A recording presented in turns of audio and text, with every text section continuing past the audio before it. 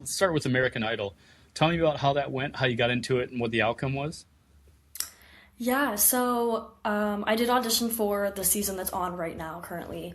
Um, and this is like my first time actually talking about it like publicly. Today we sit down with Haley Bundy. Haley is originally from Ohio. She moved to Nashville to chase her dream of being a professional musician. She has been chosen to audition for The Voice, the current season, and the current season of American Idol. She has worked with heavy hitters in the songwriting industry in Nashville. She has a bunch of new music coming out. Check it out. Stay tuned. Starting all over again. How in your car I can finally breathe. I'm starting all over again. I don't want to see you in my dreams. Hi, Haley, thanks for having me. Haley Bundy. Yes. Am I saying am I saying that correctly? You are Haley Bundy. You got it. How are you doing today? How's the weather in Nashville? I'm doing great. The weather's really nice. It's sunny. It's about to be summer. Well, thank you for taking the time out to join. I know we couldn't get together and do a session live, but I think at some point when you're up touring my way, we could do that. Yes, thank you so much for having me. I'm so excited. Yeah. So we have a lot to talk about. You have a lot going on. You've done a lot at a young age, and let's dive into it. So you Yes, started up music when you were very young in Ohio. I did. Yep. Ohio's where I'm from. Can you tell me about that? How you got into music and what led you to where you're at today? For those of you watching that know me, or who don't know me, I am Haley Bundy.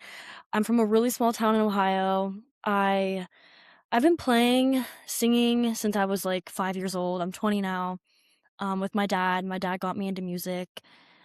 He was taking me out when I was really young to like some of his favorite karaoke places in our little hometown to sing, songs that he loves. And so I naturally like sung them with him.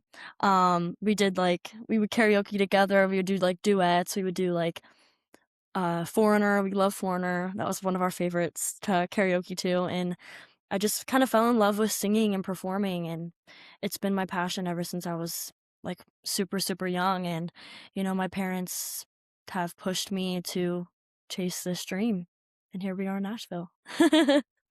That is amazing. I had read in your bio that they are kind of with you in this journey, which is wild to me. I'm a parent.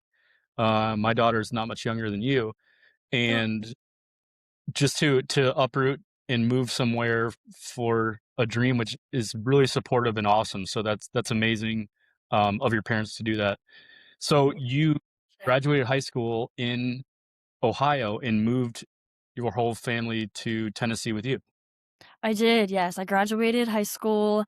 I told my high school, hey, I want to graduate early this year because, I had all my credits and stuff done. So I just took a few classes from like a college and got my diploma a little early. And then we moved right after that. And then my family was like, if you graduate early, we'll move you to Nashville. And, we never looked back. And here we are. So I'm So really, big question: do you like Nashville more than Ohio? I Ooh, do don't mean to in put you a on the way. spot with your Ohio fans. Yeah, I love my Ohio people and it's my hometown. Obviously, it's where I'm from. I still have those roots. And everybody in Ohio is so supportive of me, my career. So I won't be here without anybody, my family, my friends, and, people that have supported me.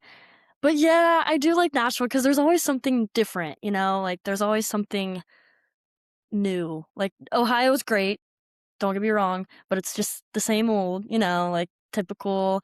Here, there's always random stuff that's going on in Nashville downtown. Like, you just never know what you're gonna get into. Yeah. Well, and I bet your friends probably like coming down to visit you in Nashville. Oh yeah. And yeah, so it sounds like you've had a lot of music. The big thing for me, obviously, is what jumped out is how you were able to get in front of American Idol and The Voice, which is wild to me that you were able to do both. You auditioned for the current seasons of both. Can you tell me about, let's start with American Idol. Tell me about how that went, how you got into it, and what the outcome was. Yeah, I did audition for the season that's on right now currently. Um and this is, like, my first time actually talking about it, like, publicly. Great. You heard it here first. Yes, you guys get to hear it first. I kinda just kept it quiet, like, I posted I auditioned, and I kept it quiet because, it's one of those things. But yeah, so I've been auditioning for Idol for the last 4 years, with my wonderful producer from Idol. Her name is Tammy. Shout out Tammy if you're watching this. And yeah, so she helped me get on the show. Every year she's been, I text her every year and say, "Hey, are y'all still doing auditions?" And she'll, give me what the executives are looking for the season. And so she's been doing the last 3 or 4 years. And then this year, finally, I texted her. Actually, I wasn't gonna audition this year because I got let down from The Voice for this season last year, last summer. And I was just kinda, like, a little over it. I was like, "It's okay." So I actually texted her, like, a week before auditions were ending, and I was like, "Hey, are y'all still auditioning, people?" And she was like, "We barely are." And I was just like, I was so lucky to even get on the show because of how, they already picked all their people they were gonna have, and somehow they picked me super last minute. So I'm thankful the executives, Megan and everybody on the executive side for putting me on the show. But yeah, it was definitely difficult, getting on and doing all that, but it was great. It was great. So a couple things about that. I feel like even if you didn't get picked, you Mhm. probably met a lot of cool people. You probably met some connections of other musicians along the way. Oh yeah, definitely. So, some of y'all know I didn't get a golden ticket unfortunately. Um, but like, honestly, my audition day, like, I met so many great people, and, like, ultimately, like, everybody's just a family, and everybody's just friends. We're all trying to, make it in music, and we're all trying to have fun. But I met some of my really good friends. One of the kids I met that did the same audition day as me. So there's, like, 8 days in Nashville this year they had auditions, and mine was, like, the 3rd day. But one of my, like, really good friends now, his name is Jack. Um, Shout out Jack if you're watching this too. Uh, he actually asked me to open up for the Stews, which is like an indie band, like a frat band. So we actually opened up for them, which they're a pretty big band, a couple weeks ago. So that was just another cool connection I made out of Idol. So it's just been a good thing all around, like regardless of not getting a golden ticket. Yeah, well, maybe it wasn't the time, and Yeah, that's okay. right. So you were able to perform in front of Lionel Richie, Mhm. Carrie Underwood, and Luke Bryan? Yep. That's pretty impressive. So were you, like, incredibly nervous when you were doing that, or how did that feel? Oh my gosh, it was probably the most nervous I've ever been, honestly. I think I was more nervous talking to Ryan Seacrest, because he's like the head of he's like the front guy. He's the guy. And like he interviewed me, he talked to me like as I was standing outside the door to go in to get ready to go in. He interviewed me, my family, talked to us for like 5-10 minutes. And, like, getting to, like, see him in person was just like, wow. I was starstruck, honestly, in the best way, 'cause but yeah, it was nerve-wracking, 'cause it's like, once you go up to those doors, like, it's like bam, bam, bam, like, you go in there, you perform, you leave, you gotta do all this stuff, there's cameras, like, everywhere, like, it's insane, it's like it's big time stuff. But, yeah, it Well, was definitely nerve-wracking. that's a lot of pressure, and to go through that, I feel like will make you stronger later in life as you've been through those sort of high pressure situations. Do you when you were walking in, do they give you, like, a backing track, or do they let you get retakes? Like, what if you make a mistake?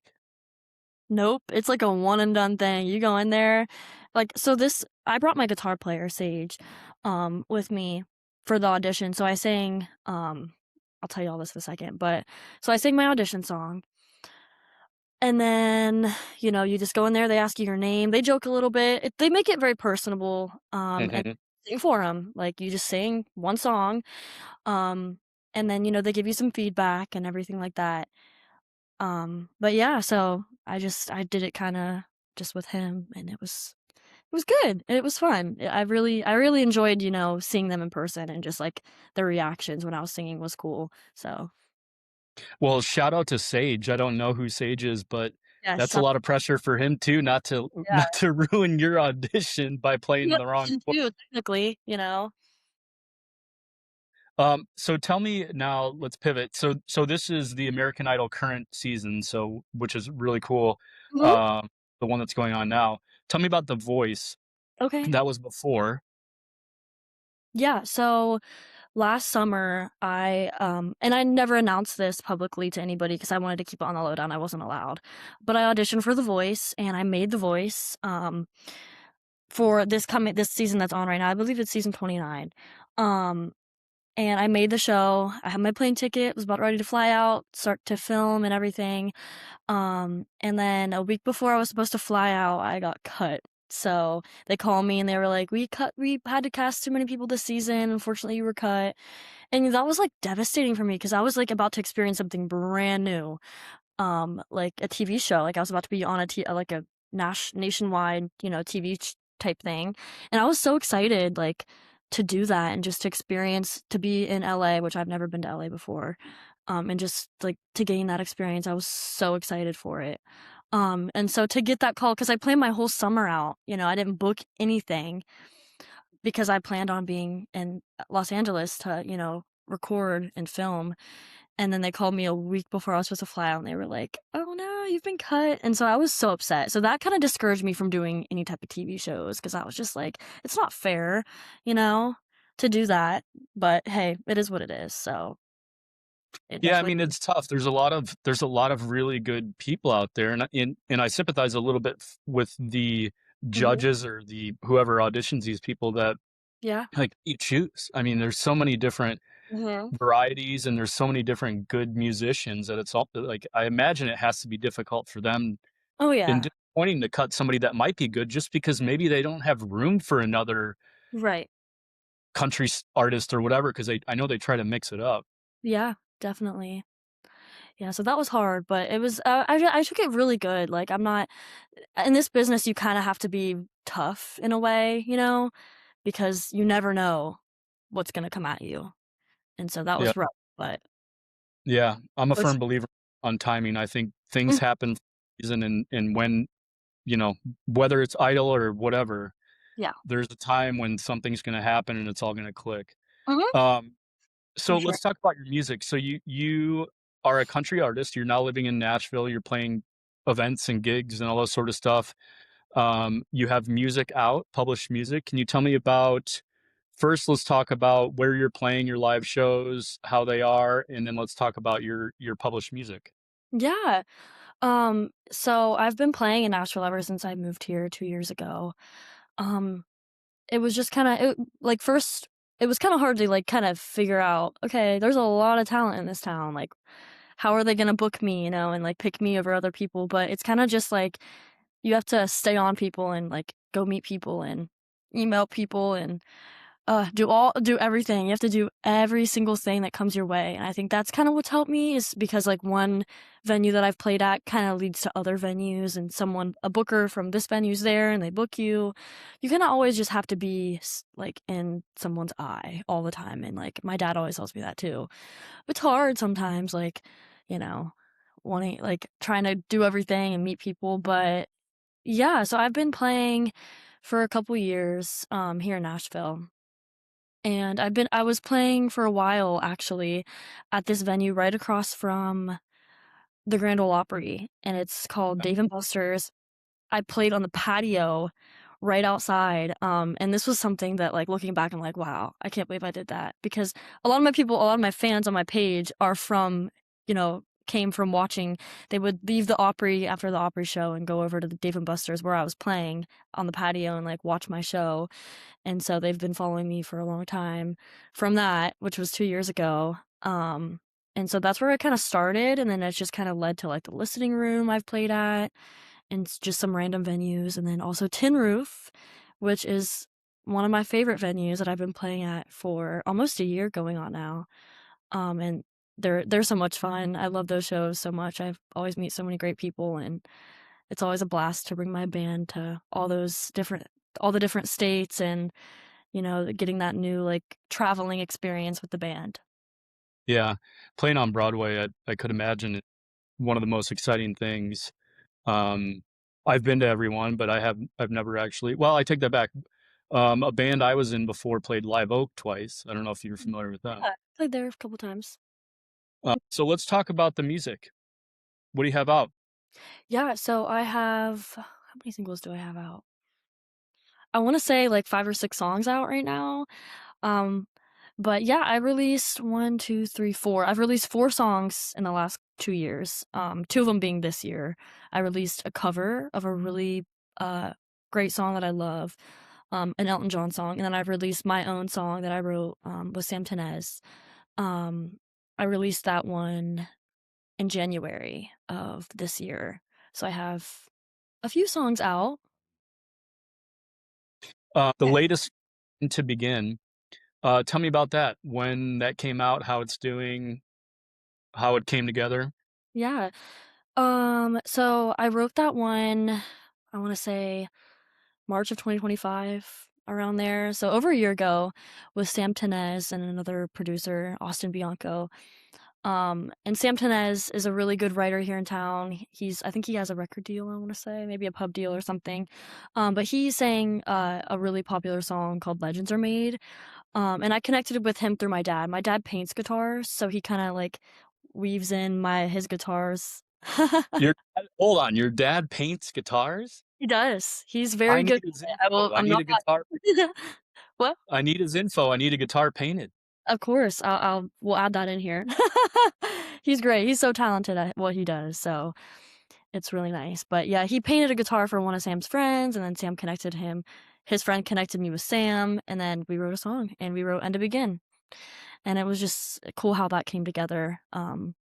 It was probably like one of the coolest writing experiences I've had because, we wrote that song and did the demo in like 2.5 hours. And I'm just like, it takes me days to write a song, but apparently when I'm with like really good writers that know how to like get it out of you, they can do it like instantly. It's insane how Nashville works in that way. Yeah. I feel like it's, some of these writing rooms where it's not even a musician necessarily, but it's more of a label that has to give some demos to an artist to pick from. I mean, Mhm. they can knock them out several in a day It's that are insane. good. They're all good. It's wild. It is. Hey, I want to ask you this is kind of off topic. So we talked about your music, but I kind of wanted to get some information about your opinion of the industry in general. Yeah. And as being young musician and probably tech savvy, I would assume growing up with technology, what's your take on this AI kind of like being infused into some popular music nowadays? Has that hit you all, or are you kind of ignoring it, or how does that work for you? I'm I don't know really. I'm kind of fresh in the industry, so I don't have like a very hot take on it. Like I think it's good and bad.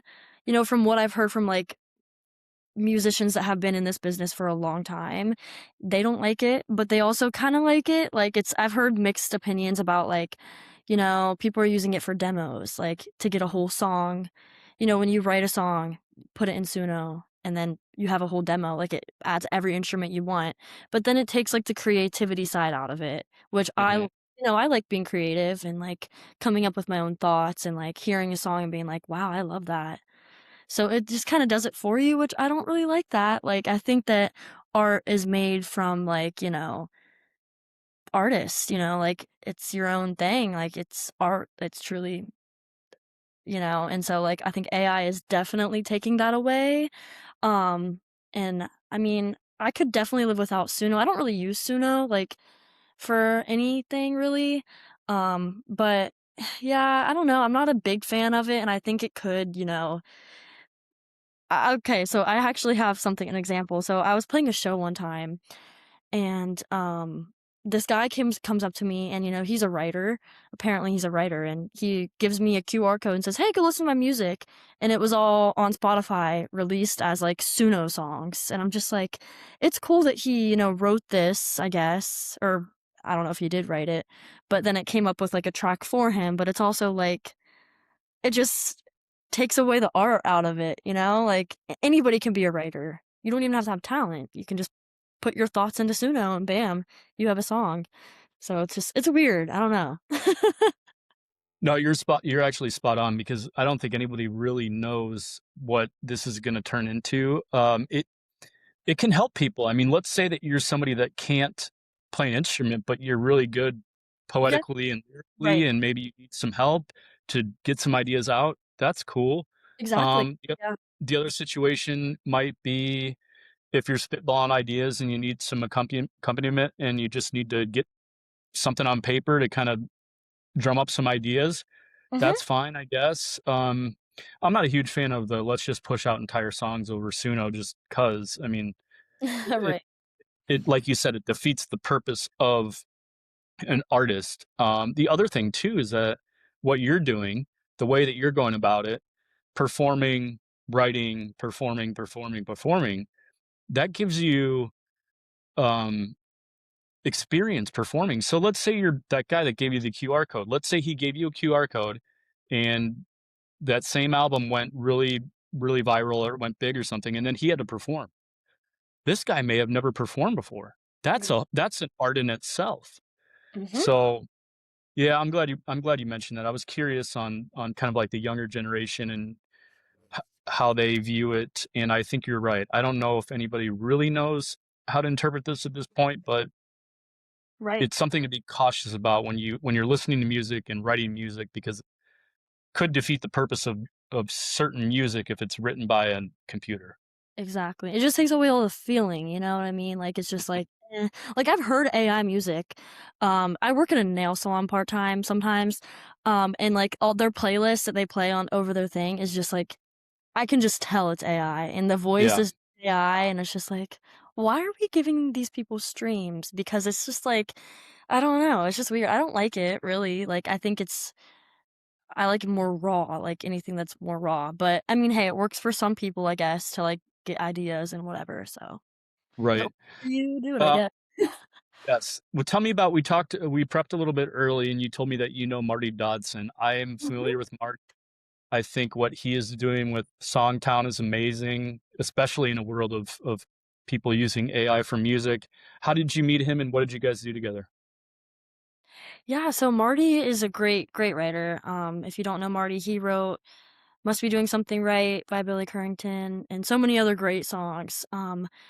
But I met him actually through my dad. My dad's also kind of in the industry in a way.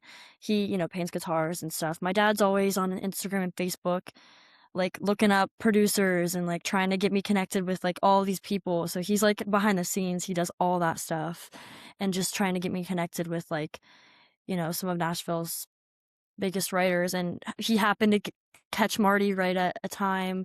I think he maybe emailed him and just sent him some of my stuff. And Marty was like, yeah, sure, we'll write together. And so we had a meeting with Marty. Um, and then, Marty was telling us about his story, kind of just giving me some advice. Because this is right when I moved to town. And then we set up a write with him maybe a few months after that. And so we wrote If I Was a Cowboy, which is going to be releasing hopefully this summer. So yeah, it was a great experience though writing with him. Like we wrote that song in a couple hours. Like I just kind of told him what vibe I wanted to write about, and he came up with his magic, and we wrote If I Was a Cowboy. Yeah. Yeah, that's amazing you got hooked up with him. For anybody that doesn't know Marty Dodson, among a lot of other things that he's done, he's part of Songtown, which is a community that helps songwriters that have never written before learn about how to write, music theory, melodic lines, chord choices, all this sort of stuff, and it's a real benefit to people that don't know what they're doing or maybe just starting out. So, Yeah. um, we're not sponsored by Songtown, but I think it's a really cool product, and what they do is really cool. So, Absolutely. I found that awesome that you met him and wrote with him. That's cool. So that song comes out this summer. Yeah, hopefully I had a date, but I have a meeting with a couple companies in Nashville randomly, so I have to wait to release that one. So I plan on releasing that one by like midsummer. So I've been performing it live, like at like writers' rounds and stuff like that, getting it ready, but hopefully by the end of summer I'll have that one released. Awesome. Well, Yeah, hey, thank you very much for sitting down with me and taking the time. This is great. of course. Um, Thank you. if you're in the area, if you ever come up towards Chicago area, swing Yeah. through. We'll do a session, maybe of an unreleased song. That's always goes over very well. And I will put all your socials and everything in this post, and that's it. Yeah, Thank this you. is great. I love this. This was so much fun. Thank you so much.